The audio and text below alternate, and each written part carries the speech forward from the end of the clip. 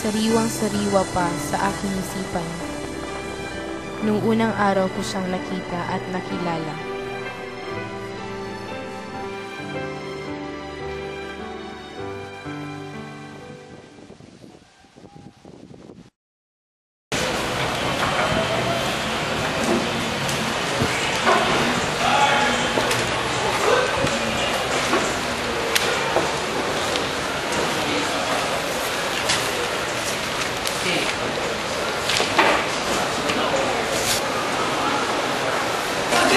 Marie!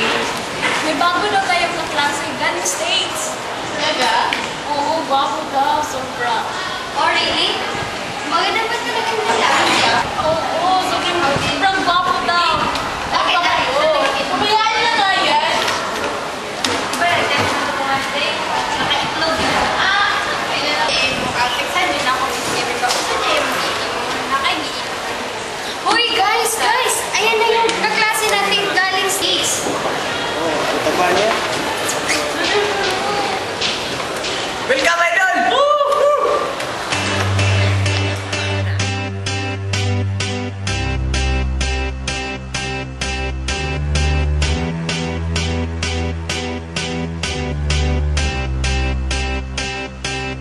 I got a feeling that tonight's gonna be a good night. That tonight's gonna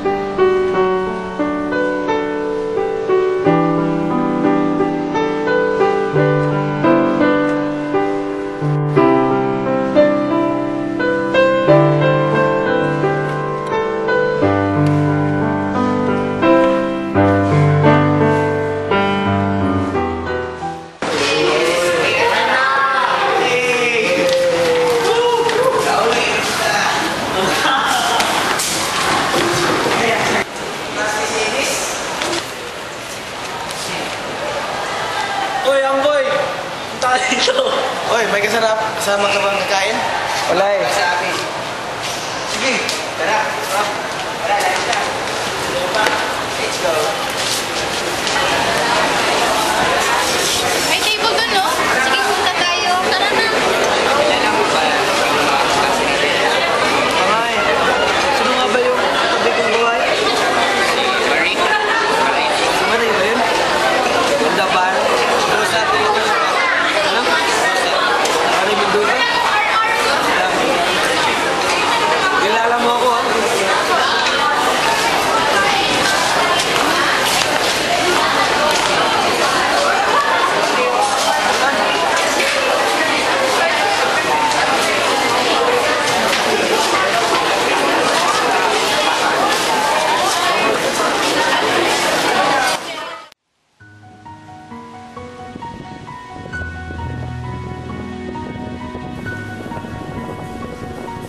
Parang kailan lang, nagkamabutihan kami at nabuo ang isang relasyong hindi ko kayang bitiwan.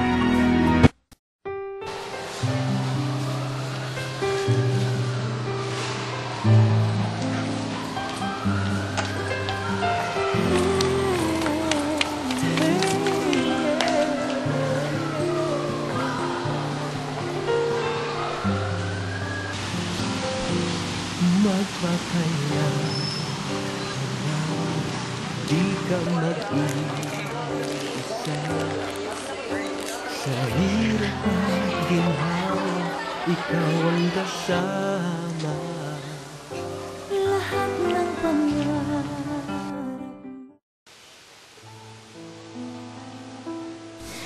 Ngunit, singbilis din ng panahon ang pagkawala ni Mike na parang bula.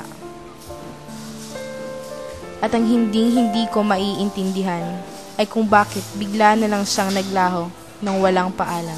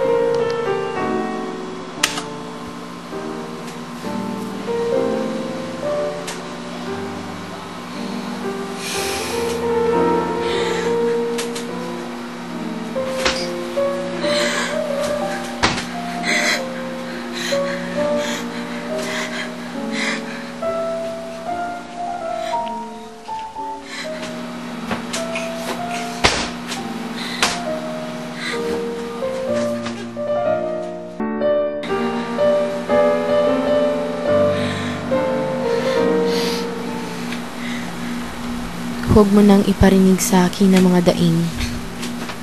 Yaoy talim ng balaraw na nagninisnis sa akin. Narito ang aking mga hubad na kamay. Paliguan mo ng dugo sa iyong sugat. Narito ang dalisay na bukal ng aking mata. Pigaan mo ng kamandag.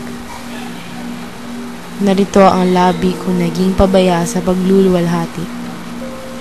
Bawian mo ng sanghayan. At kung may makakatas kang halakhak sa pagkabulok ng mga sugat, kaunin mo ang mga langaw.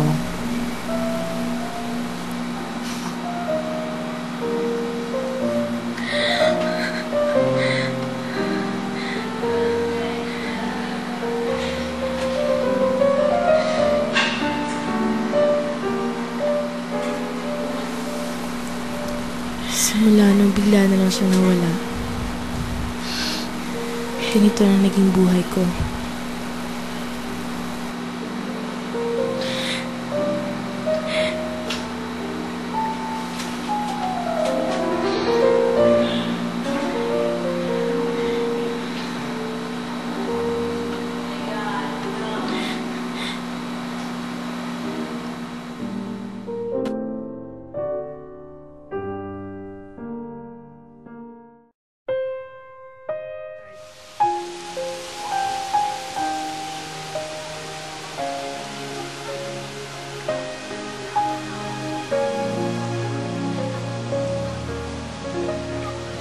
Ako'y naghihintay.